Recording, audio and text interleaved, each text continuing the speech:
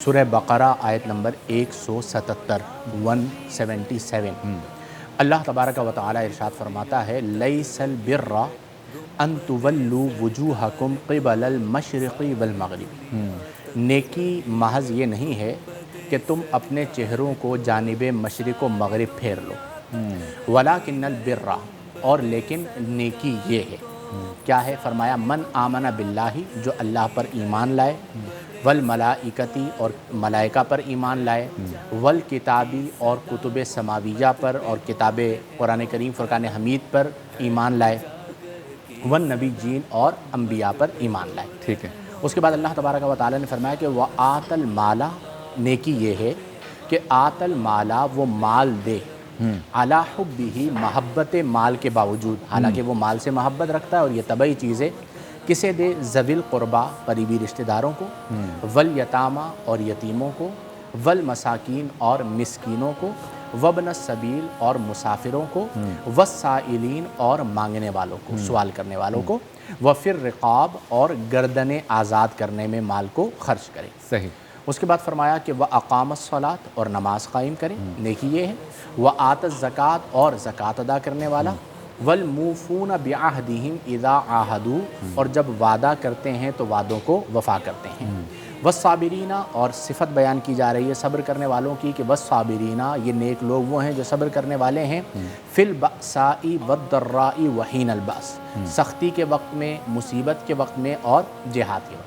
صحیح۔ اس کے بعد اللہ نے فرمایا اولئک الذین صدقوا، یہی وہ لوگ ہیں جو سچے ہیں، واولئک ھم المتقون، اور یہی متقی ہیں۔ صحیح۔ یعنی سورہ بقرہ کی آیت نمبر 177 طویل آیت ہے اور اس میں کئی امور کو ذکر کیا گیا۔ ایک تو اس آیت مبارکہ کی جامعیت یہ ہے کہ اس میں اللہ نے عقائد کو بھی بیان فرما دیا، من آمن باللہ والیوم الآخر والملائکۃ والکتاب والنبیین۔ اس کے بعد اللہ نے معاملات کو ذکر فرما دیا کہ آت المال علی حبہ ذوی القربى والیتامى والمساکین، اور پھر اس کے بعد اللہ نے عبادات کو ذکر فرما دیا، یعنی اقام الصلاۃ وآت الزکوٰۃ والموفون بعہدہم اذا عاہدوا۔ تو مفسرین نے لکھا کہ اگر صرف یہی ایک آیت اتار دی جاتی اور کوئی آیت نہ اتاری جاتی اور پورے قرآن کا نزول نہ ہوتا تو جتنے بھی احکام اسلام ہیں ان تمام کا استنباط اس ایک آیت سے ہو سکتا تھا۔ وہ کیسے کہ ہماری زندگیوں میں جملہ جو عبادات ہے وہ 3 حصوں میں ہیں۔ صحیح۔ پہلا حصہ عقائد کا ہے، یعنی ہمارے نظریات کیا ہیں۔ دوسرا حصہ عبادات کا ہے کہ ہمیں کیا کیا کرنا ہے، نماز پڑھنی ہے، روزہ رکھنا ہے، زکوٰۃ دینی ہے۔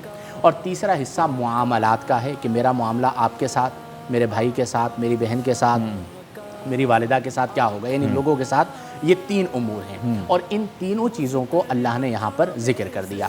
آج ہمارا المیہ یہ ہے کہ عبادات میں بھی سستی ہے، لیکن ایک حد تک لوگ نمازی ہیں، فجر میں رش ہو جاتا ہے، جمعہ میں رش ہو جاتا ہے، لوگ آتے ہیں، لیکن اگر ہم غور کریں تو معاملات میں ہم بہت پیچھے ہیں۔ یعنی ایک شخص سے وہ نماز تو پڑھ رہا ہے لیکن اپنے غریب رشتہ دار کو مال نہیں دیتا۔ اللہ۔ ایک شخص ہے جو نماز تو پڑھ رہا ہے لیکن رشتہ داروں کے ساتھ صلہ رحمی نہیں کرتا، حج تو کر رہا ہے، اور یہ وبا تو ہم میں یوں کہا جائے کہ صرف عوام میں نہیں بلکہ خواص میں بہت زیادہ ہے۔ اللہ۔ کئی ایسے لوگوں کو آپ بھی جانتے ہوں گے، میں بھی جانتا ہوں، جو ہر سال حج کرنے جاتے ہیں، ہر رمضان ان کا مدینے میں ہوتا ہے، ہر وقت وہ قال اللہ قال الرسول کی بات کرتے ہیں، اور ان کے قرابت داروں سے ان کے بارے میں رائے لی جائے تو وہ کہتے ہیں بہت ہی بیکار آدمی ہے، بہت ہی خراب آدمی ہے، اس نے ہم پر بڑا ظلم کیا ہے۔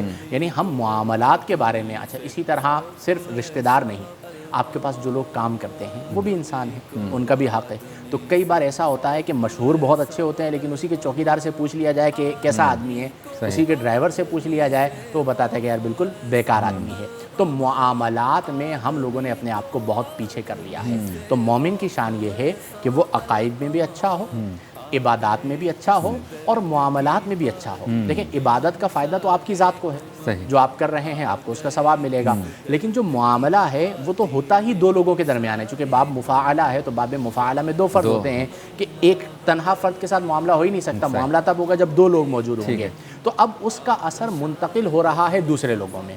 تو آج ہمارے معاملات اتنے خراب ہو چکے ہیں کہ نہ کسی پر اعتبار ہے، نہ کسی پر اعتماد ہے، نہ کسی کا دل میں درد ہے، نہ کسی کا دل میں احساس ہے۔